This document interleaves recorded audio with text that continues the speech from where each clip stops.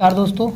तो अब आप लोगों को मैं सारा चैप्टर का जो फॉर्मूलाएं हैं वो लेके आ गया हूँ। एक बार सोचा जो रिवाइज करवा देता हूँ। इससे क्या होगा, जो आप ये वीडियो पूरा देख लेंगे तो पूरे क्लास 10th के गणित के फॉर्मूला मैं इसमें लिखा हूँ, जो ऑल चैप्टर का, जिससे आपका रिवीजन हो जाएगा। तो सबसे पहले हम देखिए त्रिकोणमिति का। आपको फॉर्मूला एकदम मस्ट है, जो एग्जाम में याद करके ही जाइएगा, क्योंकि फार्मूला से 15 से 20 क्वेश्चन आपका ऑब्जेक्टिव में रहेगा टोटल मिला करके, और आपको क्वेश्चन बनाने में भी मदद होगा। तो ये देखिए त्रिकोणमिति में एक समकोण त्रिभुज बनाया हूँ। समकोण त्रिभुज में 90 डिग्री के सामने वाला को क्या बोला जाता है? कर्ण बोला जाता है। थीटा मान लीजिए, थीटा के सामने वाला लंब होता है और नीचे आधार होता है। आप जानते हैं थीटा के हिसाब से लंब आधार चेंज होता है, कर्ण चेंज नहीं होता है। पाइथागोरस पर में हम लोग कोई एक निकालने के लिए करते हैं, कर्ण का स्क्वायर बराबर लंब स्क्वायर प्लस आधार स्क्वायर।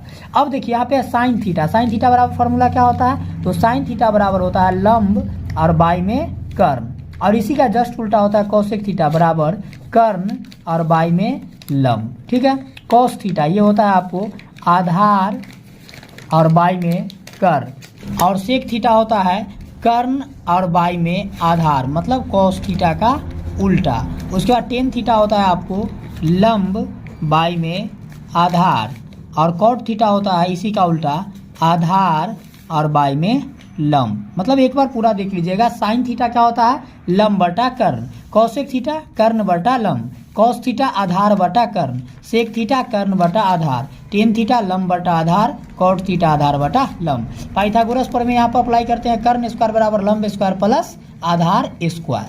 क्लियर है? यहाँ पे एक फॉर्मूला होता है ये साइन 90 डिग्री माइनस थीटा बराबर कॉस थीटा। इसके बाद होता है कॉस 90 डिग्री माइनस थीटा बराबर साइन थीटा। उसके बाद टेन 90 डिग्री माइनस थीटा बराबर कॉट थीटा, और कॉट 90 डिग्री माइनस थीटा बराबर टेन थीटा। सेक 90 डिग्री माइनस थीटा बराबर कॉसेक थीटा, और कॉसेक 90 डिग्री माइनस थीटा बराबर सेक थीटा। क्लियर है? इसके बाद क्या होता है, कुछ रेसिप्रोकल रिलेशन होता है। इससे पहले हम लोग वैल्यू देख लेते हैं। जो वैल्यू वाला क्या, तो देखिए यहाँ पे आपको रहेगा एंगल, ठीक है, और एंगल में यहाँ रहेगा मान लीजिए साइन, यहाँ रहेगा आपको कॉस, यहाँ रहेगा आपको टेन, यहाँ रहेगा आपको कॉट, यहाँ रहेगा आपको सेक, और यहाँ रहेगा आपको कॉसेक। देखिए एकदम वैल्यू सबसे आसान तरीका आपको बता रहा है कैसे आप भी निकाल लेंगे। 0 degree, 30 degree, 45 degree, 60 degree, 90 degree. अब देखिए एकदम आसानी से हम लोग ये वैल्यू कैसे अपने आप लिख लेंगे, कोई याद करने की ज़रूरत नहीं है। आप लोग एक बार सिर्फ रिकॉल कर लीजिए, इसको देख लीजिए, ठीक है। तो यहाँ देखिए साइन 0 डिग्री का वैल्यू क्या होता है? 0 होता है। साइन 30 डिग्री का क्या होता है? 1/2। साइन 45 का 1/√2। साइन 60 का √3/2, और साइन 90 का 1।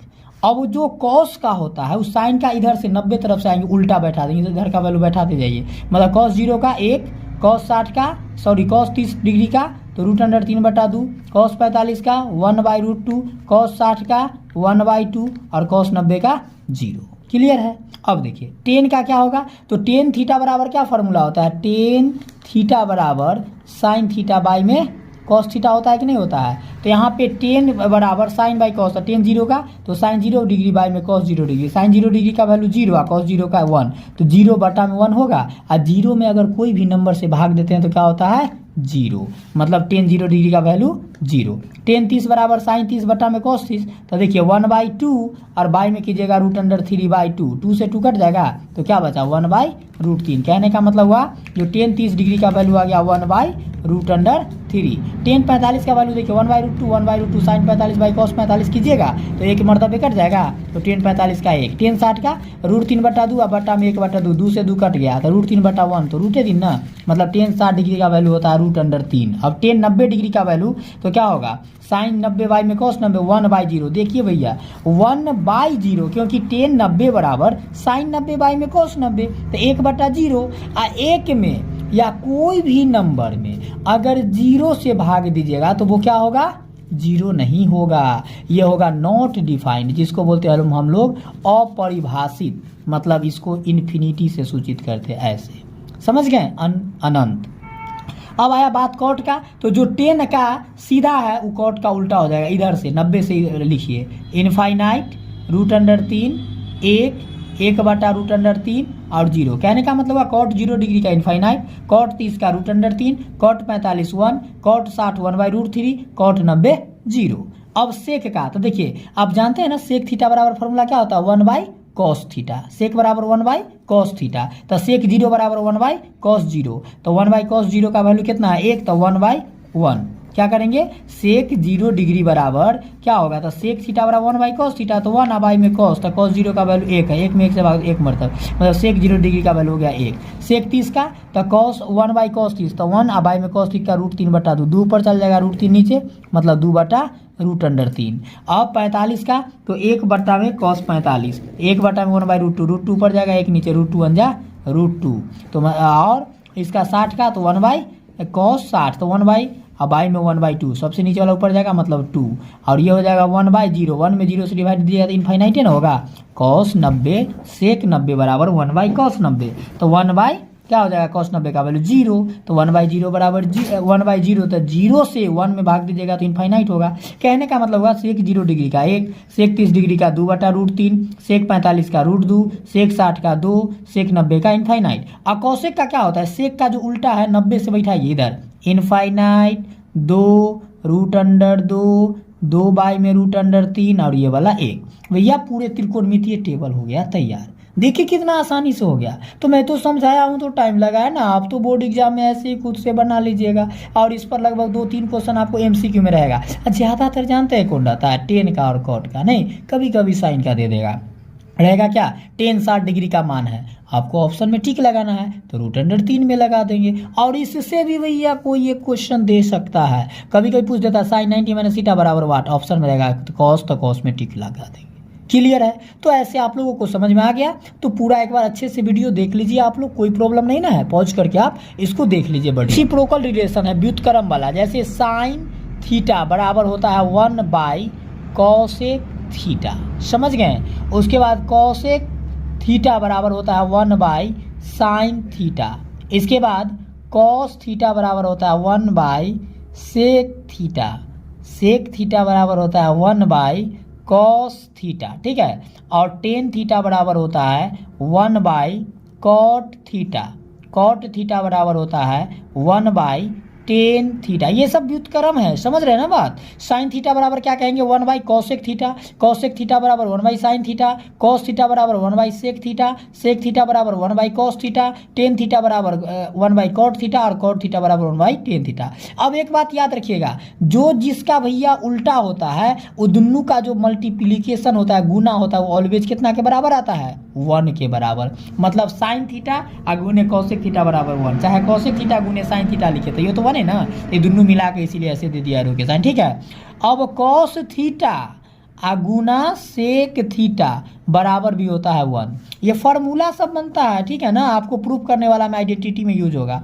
tan थीटा गुने cot थीटा बराबर होता है 1। अब देखिए tan थीटा का एक और फार्मूला है, साइन थीटा और बाई में cos थीटा, और cot थीटा का फार्मूला इसी का उल्टा, cos थीटा और बाई में साइन थीटा, ठीक है। अब देखिए sine square theta plus cos square theta बराबर होता है 1, और ये प्लस में इधर आएगा तो माइनस हो जाएगा, इसी से फार्मूला बन जाएगा 1 माइनस साइन स्क्वायर थीटा बराबर cos स्क्वायर थीटा, और 1 माइनस cos स्क्वायर थीटा बराबर साइन स्क्वायर थीटा, ठीक है। इसके बाद देखिए यहीं पे लिख देता हूँ इधर, sec square theta minus tan square theta बराबर 1, और 1 प्लस tan स्क्वायर थीटा बराबर सेक स्क्वायर थीटा होता है, और सेक स्क्वायर थीटा माइनस 1 बराबर tan स्क्वायर थीटा होता है, ठीक है। अब देखिए cosec square theta minus cot square theta बराबर होता है 1, और 1 प्लस cot स्क्वायर थीटा बराबर होता है cosec स्क्वायर थीटा, और cosec स्क्वायर थीटा माइनस 1 बराबर होता है cot स्क्वायर थीटा। इसी में आपको यूज आएगा तो ये ध्यान रखिएगा, a प्लस बी का होल स्क्वायर होता है a square plus 2ab plus B square, या A square plus B square plus 2ab। Next है ए माइनस बी का होल स्क्वायर होता है A square minus 2ab plus B square या A square plus B square minus 2ab। Next A square minus B square बराबर A plus B into A minus B या A minus B into A plus B. Next है A square plus B square बराबर A plus B के whole square minus 2ab या ए जब यहाँ पर अगर मान लीजिए ए माइनस बी के होल स्क्वायर दीजिएगा तो यहाँ पर हो जाएगा प्लस 2ab। नेक्स्ट होता है A plus B plus C का whole square A square plus B square plus C square plus 2ab plus 2bc plus 2ca। Next होता है ए प्लस बी का whole cube A cube plus B cube plus 3ab into A plus B. Next होता है A minus B का whole cube A cube minus B cube minus 3ab into A minus B. Next होता है A cube plus B cube equal A plus B का whole square minus 2ab।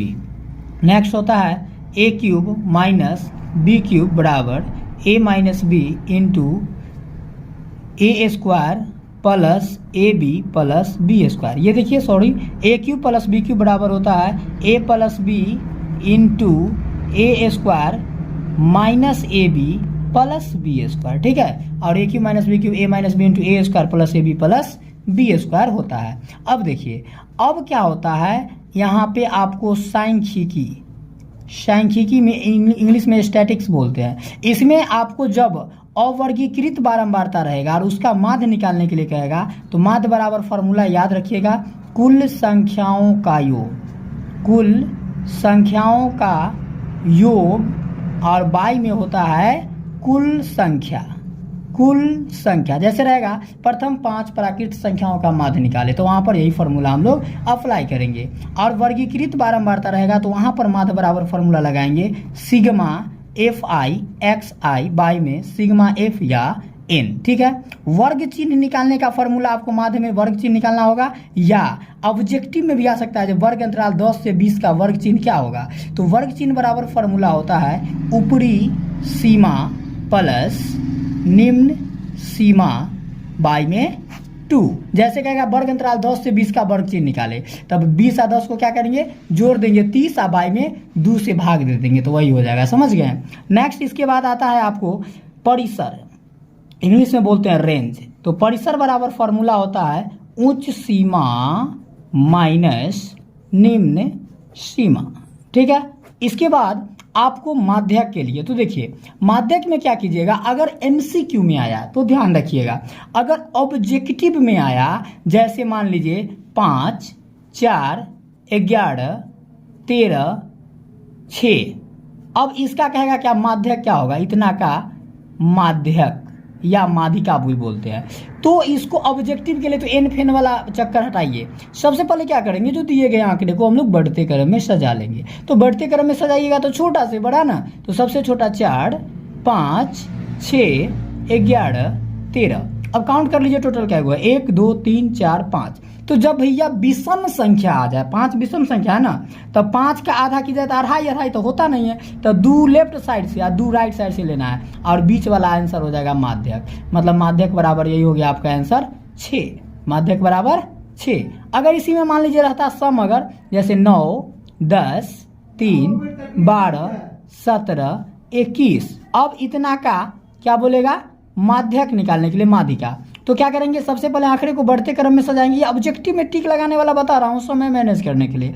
तो छोटा से बड़ा तो बढ़ते क्रम में सजाएंगे तो सबसे पहले 3, देन 9, 10, 12, 17, 21, 2, 4, 6। अब देखिए 2, 4, 6 तो सम संख्या आ गया तो 6 के आधा सर जी 3 इधर से 3 इधर से तो बातें खत्म हो गया। तो इसीलिए वो 6 के आधा कीजिएगा तो 2 इधर से और 2 इधर से 4 अब बीच वाला 2 को रखना है, दोनों को जोड़ देना है 10 + 12 और 2 है तो 2 से भाग दे देंगे। ये भैया आएगा माध्यक। तो 12, 10, 22 बाई में 2 से 11 दूना 22 मतलब इसका माध्यक कितना आ गया 11। लेकिन सर जी अगर वर्गीकृत वर्ग अंतराल हो, बारंबारता हो और उसका माध्यक कहेगा तब क्या? तो सबसे पहले वहां पे लिखेंगे हम लोग ये माध्यक। तो माध्यक बराबर होगा L plus N/2 minus CF by FI गुने H। ओके, जहां L को क्या बोलते हैं? तो L को बोलते हैं माध्यक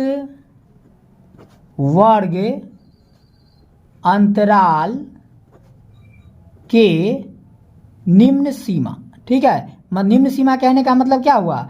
जो 20 से 30 जैसे है तो L बराबर 20 हो जाएगा। ठीक है, और F1 को बोलते हैं माध्यक वर्ग अंतराल के सबसे बड़ी बारंबारता। ठीक है, और CF को बोलते हैं बारंबारता के ठीक सामने वाली संचयी बारंबारता के एक ऊपर वाला संचयी बारंबारता, नहीं, एक ठीक ऊपर सामने के एक ऊपर वाला लेंगे। ठीक है बाबू। इसके बाद होता है H। तो H क्या होता है? तो H बराबर होता है माध्यक वर्ग अंतराल के ऊंचाई, मतलब कितना के अंतर है, माध्यक वर्ग अंतराल के ऊंचाई। ऊंचाई कहने का मतलब कितना का अंतर है, जैसे 10 से 20, 20 से 30, 30 से 40 में कितना का अंतर होगा? तो 10 का। और N/2 का मतलब हुआ N का मतलब बारंबारता का कुल योग। ठीक है, और उसको क्या करेंगे हम लोग? 2 से डिवाइड कर देते हैं। अब देखिए इसके बाद बहुलक। तो बहुलक क्या होता है? तो बहुलक होता है जो सर्वाधिक बार आने वाला बारंबारता। बहुलक ऑब्जेक्टिव के लिए याद रखिएगा, बहुलक बराबर जो सबसे ज्यादा बार भैया आता है, सर्वाधिक बार आने वाला, सर्वाधिक बार आने वाला चर मान। ठीक है, चर मान।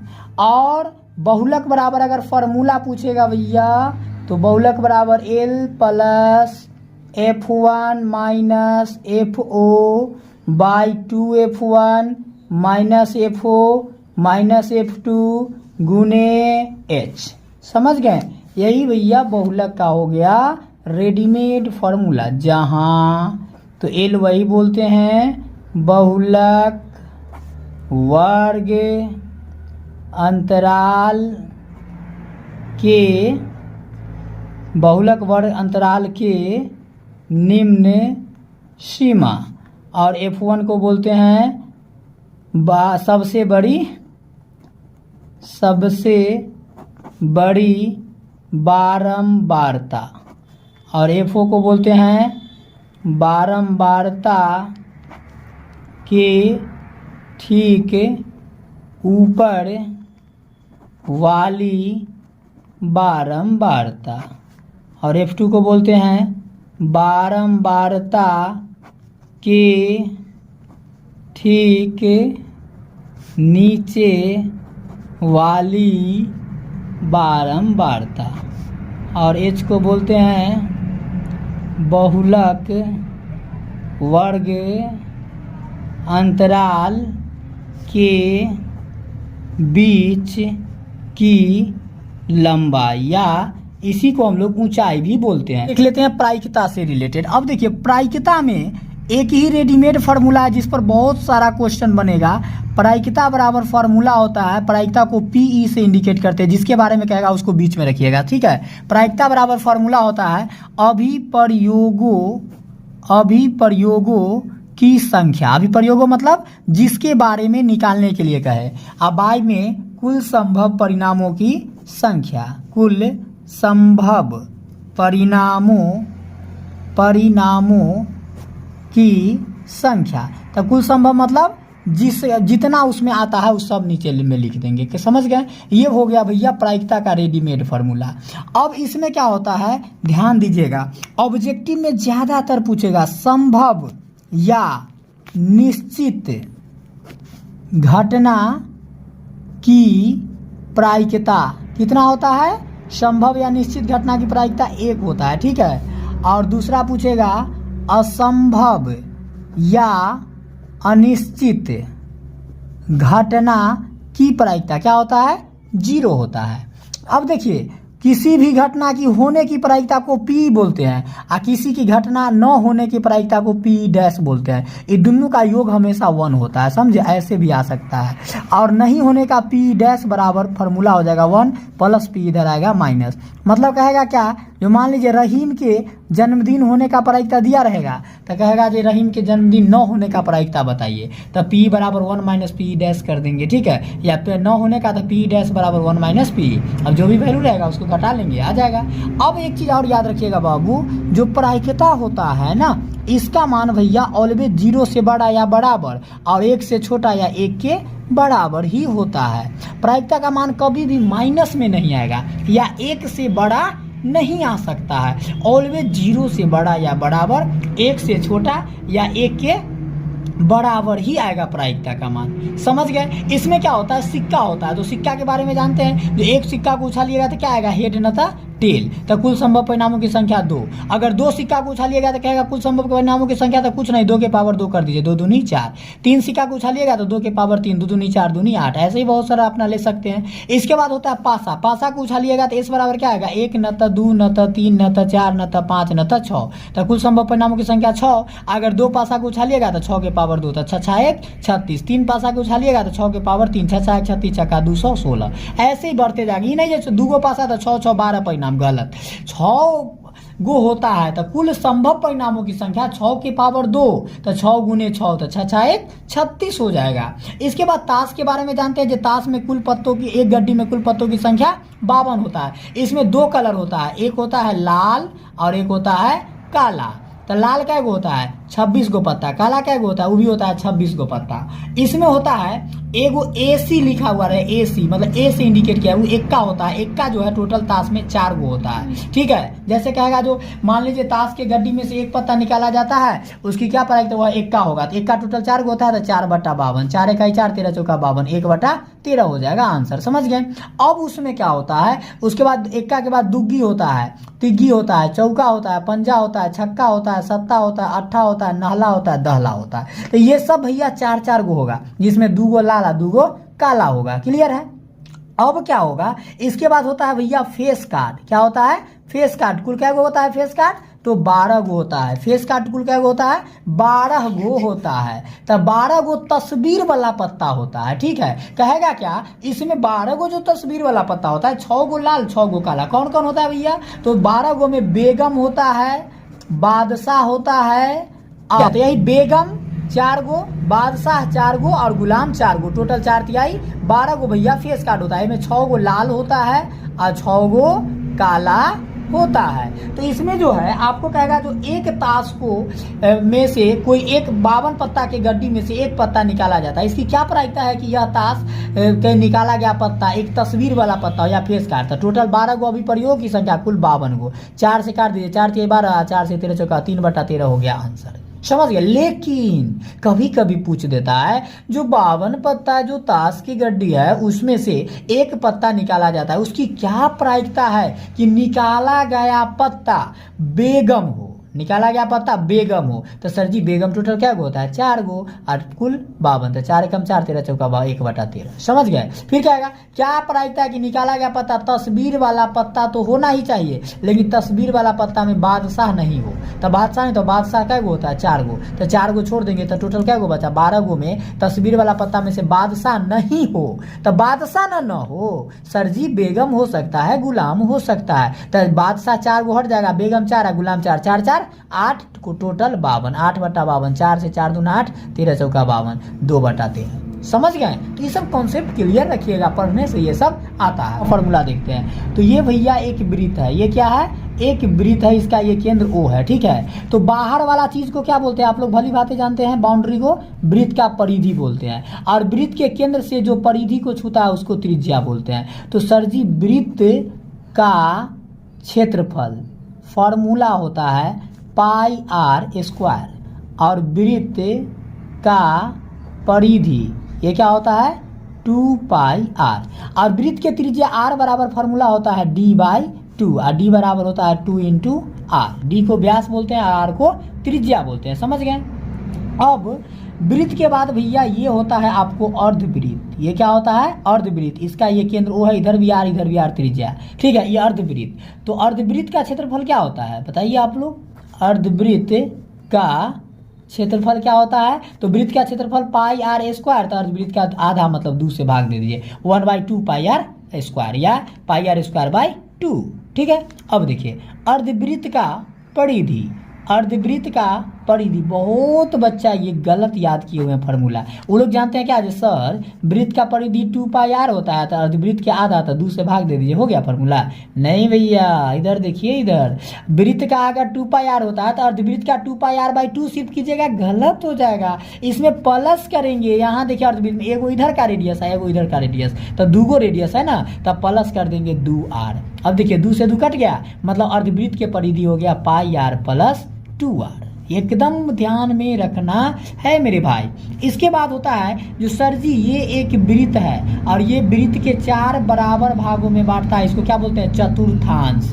तो यहाँ पर आप जान लीजिए मेरे भाई, जो वृत्त के चतुर्थांश का जो क्षेत्रफल होता है फॉर्मूला, वो होता है 1/4 पाई आर स्क्वायर, ठीक है। अब देखिए, अब ये भैया एक वृत्त है और इसका ये केंद्र O है और वृत्त के केंद्र से परिधि को छूता है, त्रिज्या कहलाता है, बराबर होगा। यहाँ पर कोण कुछ भी मान लीजिए थीटा बनता है।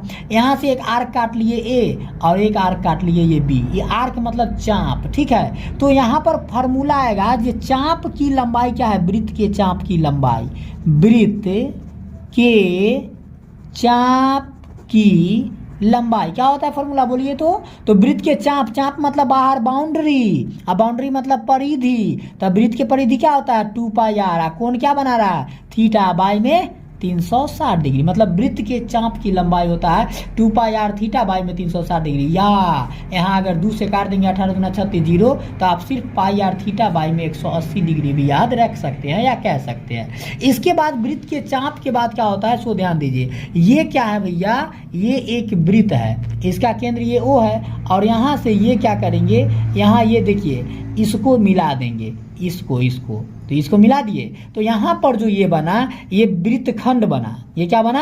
वृत्तखंड, मतलब वृत्त के जीवा की लंबाई। तो वृत्त के जीवा की जब लंबाई, वृत्तखंड का क्षेत्रफल जब निकालेंगे, वृत्तखंड का क्षेत्रफल, तो वृत्तखंड का क्षेत्रफल ये निकालने के लिए टोटल यहाँ से यहाँ तक क्या बनेगा, तो इसके लिए पहले आपको एक फॉर्मूला यहाँ समझना होगा। यहाँ क्या समझना होगा, जो ये केंद्र O है, ये वृत्त है और ये भी वृत्त, ये त्रिज्या है, मतलब दोनों, ठीक है, त्रिज्या। अब यहाँ से ये जो बना सर जी, ये थीटा बना, तो ये क्या बना, सेक्टर बना। सेक्टर मतलब वृत्त के त्रिज्याखंड का क्षेत्रफल, क्या बना, त्रिज्यखंड का क्षेत्रफल क्या होता है, पाई आर स्क्वायर थीटा बाई में 360 डिग्री होता है, ठीक है। तो यहाँ पर वृत्तखंड का क्षेत्रफल मतलब वृत्त के जीवा का क्षेत्रफल, ये जो लीजिएगा तो टोटल वृत्त यहाँ पर ये वाला, ठीक है ना, ये रंगा हुआ भाग, तो ये टोटल ये इस क्या बन रहा है, त्रिज्याखंड, क्या कहेंगे, त्रिज्याखंड का क्षेत्रफल। त्रिज्याखंड का क्षेत्रफल क्या अभी बताया, पाई आर स्क्वायर थीटा बाई में 360 डिग्री, और माइनस कर लेंगे त्रिभुज का क्षेत्रफल, यहाँ नाम दे दीजिए AB, तो OAB, ये त्रिभुज का क्षेत्रफल याद रखिएगा, यहाँ पर ये लगाएंगे 1/2 into r square into sine theta, ठीक है। ये वृत्तखंड का इसका क्षेत्रफल निकालने के लिए टोटल यहाँ से यहाँ तक त्रिज्याखंड के क्षेत्रफल और माइनस ये त्रिभुज का, त्रिभुज कौन बन रहा है ध्यान में नहीं रहेगा, इसीलिए 1/2 r square minus sine theta ध्यान में रखिएगा, बस इसी पर बन जाएगा। क्लियर है? ठीक से एक बार फॉर्मूला दिखा दीजिए अच्छे से यहाँ, ठीक है ना। अब देखिए त्रिज्याखंड का हो गया, वृत्तखंड हो गया। अब ध्यान दीजिए, अब क्या बनता है, ये भैया आपको बना एक बेलन, क्या बना, बेलन, वॉल्यूम सरफेस एरिया में, ठीक है ना। और ये बेलन के हो गया आपको ऊंचाई h, ये हो गया त्रिज्या r। तो बेलन के यहाँ पर बनेगा फॉर्मूला, बेलन के वक्र पृष्ठीय क्षेत्रफल, ये होता है भैया 2 पाई आर एच। बेलन के वक्र पृष्ठ का क्षेत्रफल होता है 2 पाई आर एच, ठीक से दिखा दीजिए।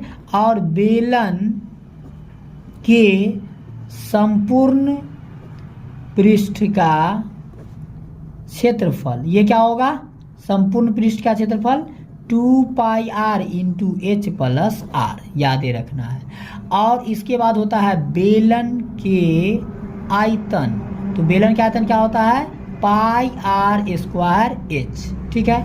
इसके बाद होता है एक बेलन के आधार का क्षेत्रफल। आधार का क्षेत्रफल क्या होगा? बेलन के आधार कैसा है? वृत्त के आकार का, तो वृत्त का क्षेत्रफल पाई आर स्क्वायर, यही बेलन के आधार का क्षेत्रफल हो गया पाई आर स्क्वायर। इसके बाद भैया ये जो बना रहे हैं बर्थडे कैप, जानते हैं ना इसको क्या बोलते हैं? शंकु बोलते हैं। तो ये शंकु के ऊंचाई कहलाया एच, ये त्रिज्या कहलाया आर, इसको बोलते हैं तिर्यक ऊंचाई, एल से सूचित करते हैं। तो शंकु के तिर्यक ऊंचाई एल बराबर फॉर्मूला होता है root under h square plus r square. इसके बाद शंकु के आधार का क्षेत्रफल, ये क्या होगा?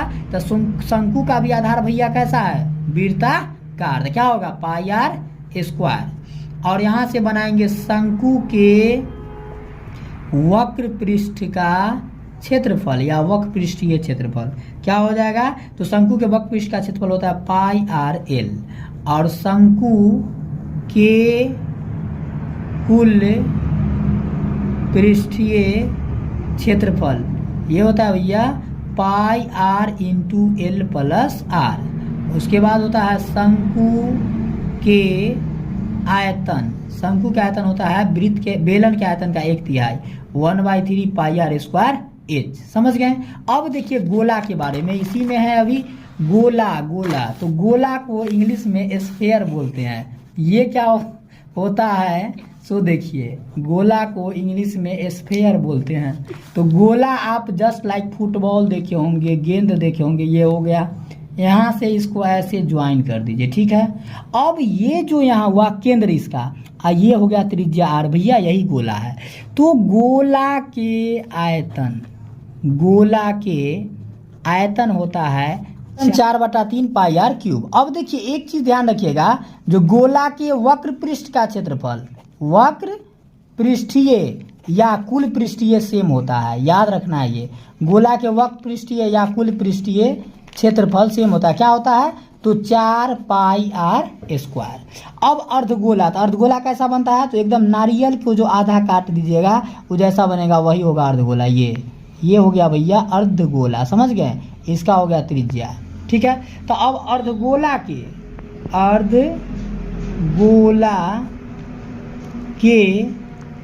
वक्र पृष्ठीय क्षेत्रफल, वक्र पृष्ठीय क्षेत्रफल ये होता है आपको 2 पाई आर स्क्वायर, समझ गए? 2 पाई आर स्क्वायर वक्र पृष्ठीय क्षेत्रफल। और अर्धगोला के कुल पृष्ठीय क्षेत्रफल ये क्या होता है? तो ये होता है 3 पाई आर स्क्वायर। इसमें आ जाता है घन। अब देखिए घन क्या होता है? तो घन के लिए पहले आपको समझना होगा वर्ग और आयत। तो वर्ग होता है जिसका सभी भुजा समान होता है। तो वर्ग का जो क्षेत्रफल होता है, वर्ग का क्षेत्रफल वह होता है भुजा स्क्वायर। और वर्ग का परिमाप, तो वर्ग का परिमाप होता है भैया 4 गुने भुजा। और वर्ग का विकर्ण, तो वर्ग का जो विकर्ण होता है वह होता है रूट अंडर 2 गुने भुजा, ये होता है विकर्ण, ये वाला, ठीक है। अब होता है इसी में आयत। तो आयत किसे कहते हैं? तो जिसके आमने सामने की भुजा समान हो। ये लंबाई एल एल कहलाता है, ये चौड़ाई बी बी कहलाता है। तो आयत का क्षेत्रफल ये होता है लंबाई गुने चौड़ाई एल गुने बी। और आयत का परिमाप या परिमिति होता है, ठीक से दिखा दीजिए, ये होता है 2 इंटू एल प्लस बी। और आयत का जो विकर्ण होगा भैया ये होगा root under l square plus B square होता है, ठीक है। अब इसी से बनता है, आयत से ही बनता है घन और घनाभ। तो लास्ट आपका ये है घन और घनाभ, ठीक से कर दीजिए थोड़ा सा। तो घन और घनाभ क्या होता है? तो देखिए घन जो होता है आपको वर्ग से ही मिलकर बनता है, ये ठीक है ना। घन जो होता है आपको वर्ग से ही मिलकर बनता है, इसको बोलते हैं हम लोग घन। घन का सभी भुजा समान होता है। तो घन का वक्र पृष्ठीय क्षेत्रफल जो होता है 4 गुने भुजा स्क्वायर। और घन का जो कुल पृष्ठीय क्षेत्रफल होता है, कुल पृष्ठीय क्षेत्रफल वो होता है 6 गुने भुजा स्क्वायर, और घन का जो आयतन होता है, घन का आयतन वो होता है भुजा क्यूब। समझ गए। अब देखिए इसी से अब आयत से मिलकर क्या बनता है, घनाभ। तो ये भैया एक घनाभ है, ठीक है, ये क्या है, घनाभ है। घनाभ में ऐसे आप इसको मिला दीजिए, ज्वाइन कर दीजिए, ठीक है ना। अब घनाभ में क्या होता है, ये होता है लंबाई, ये होता है चौड़ाई, ये होता है ऊंचाई। तो घनाभ के जो आयतन होगा, ये घनाभ है, घनाभ को इंग्लिश में बोलते हैं क्यूब वाइड। घनाभ के जो आयतन होगा ये होगा लंबाई गुने चौड़ाई गुने ऊंचाई, एल गुने बी गुने एच। और घनाभ के वक्र पृष्ठीय क्षेत्रफल, वक्र पृष्ठीय क्षेत्रफल या इसी को चारों दीवार का क्षेत्रफल बोलते हैं, 2 × L + B × H होता है। और घनाभ के कुल पृष्ठीय क्षेत्रफल जो होता है यह आपको होता है 2 × LB + BH + HL होता है। और घनाभ के विकर्ण की अगर लंबाई निकालने के लिए कहे तो ये होता है √L² + B² + H²। समझ गए। तो टोटल क्षेत्रमिति का ये फॉर्मूला है। इसमें पाई का वैल्यू ध्यान रखिएगा 22/7, ये कहेगा नहीं कहेगा तो 22/7 लेंगे, और अगर कहेगा तो 3.14 लेंगे। और पूछेगा पाई एक कैसी संख्या है, तो पाई एक अपरिमेय संख्या है। अब बोलेगा पाई का मान 22/7 ये कैसी संख्या है, तो ये एक परिमेय संख्या है। कभी कभी क्वेश्चन में बोल सकता है जो √3 का भी मान ले, इसमें √3 हो जाएगा, 1.737 भी कह सकता है, 1.73 भी कह सकता है, या 1.731 भी कह सकता है। समझ गए।